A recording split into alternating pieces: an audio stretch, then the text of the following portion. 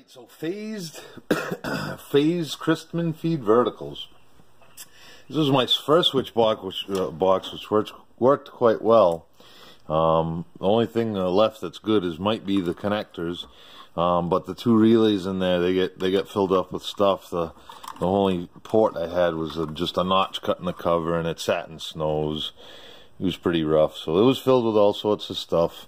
But I took that out of service in favor of the new box. And what I did was, WS1M was tearing down a station, and he had this on his tower for switching.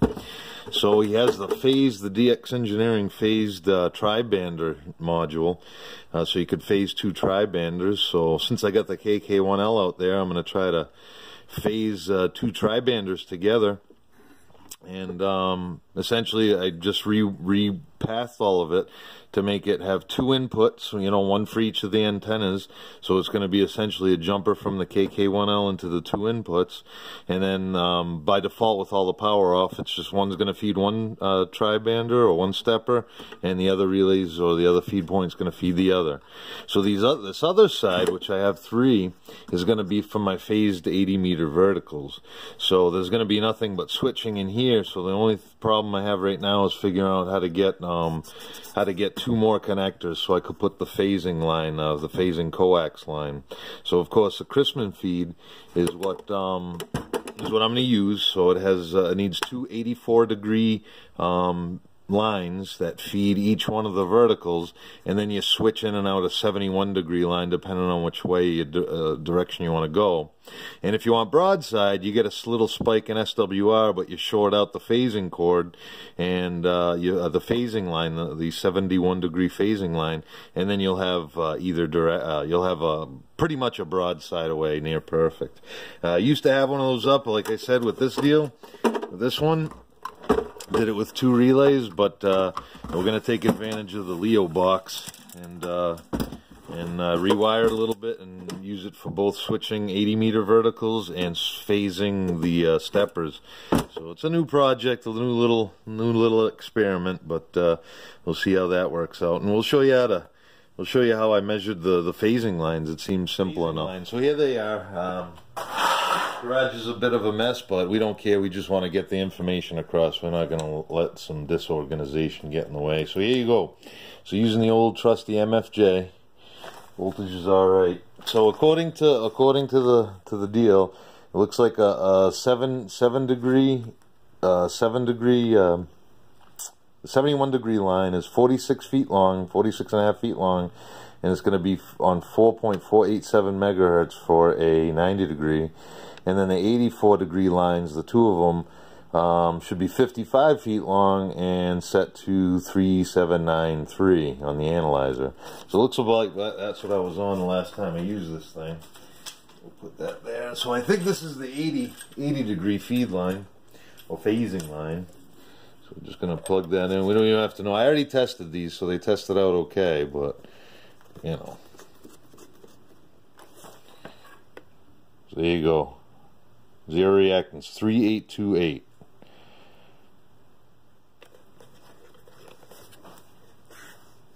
You see it? Right there. 3792. So what did I say? Yeah, it has to be 3793. So what I did was I cut it a little bit shorter, or precisely at the length, and I put a PL259 on either end. There you go, right around 3793, zero, the X is 0. Well, close enough. The other problem is I use the old method with crappy connectors, but I don't want to cut it, make it any shorter if I don't have to. The same thing, so here are the feed lines with the phasing lines for the feed lines, and I'll do the same thing. And just hook it up, just balance it in front of this. So these should be 4487. Should be around the frequency. These should have no reactance. So let's see. 4487.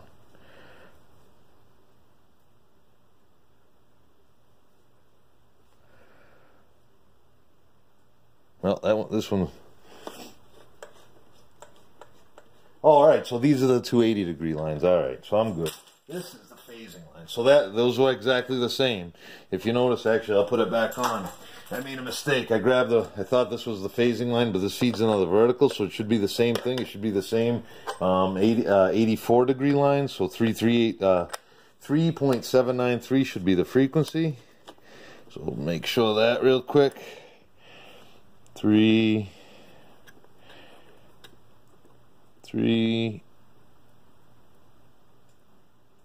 7, right there. Right in the neighborhood. Of course, these, I'm just balancing it and letting all the weight hang on it, but right around 3783. You got zero reactance. And finally, this is the phasing line. I can tell by the way it's wrapped up too, because all it did was just plug in the two PL259s onto the, and has good coax connectors too. I might have to change them on that. It's going to shorten them a little bit. So this one should be the next one up. So this one should be 4487. Let's see what we get. 4. Oh yeah, look at right around 4500. Right there.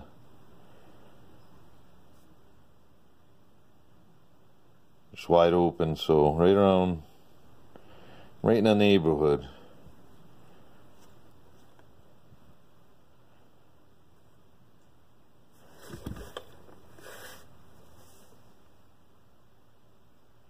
Right in the neighborhood.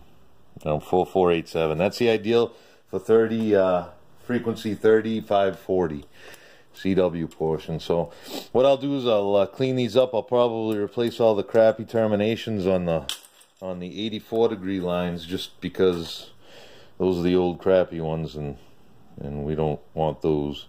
We don't want it failing again. So that's it. It's simple as that. So now once I figure out a way, probably a couple bulkheads to plug them into the Leo box, then I'll be able to I'll have the phased 80s again. So what I'll do is I'll put the two about 266-foot roughly verticals, string them up in the trees about 66 feet apart, and a few radials, hopefully elevated, maybe not, maybe so, and then feed it with all this coax.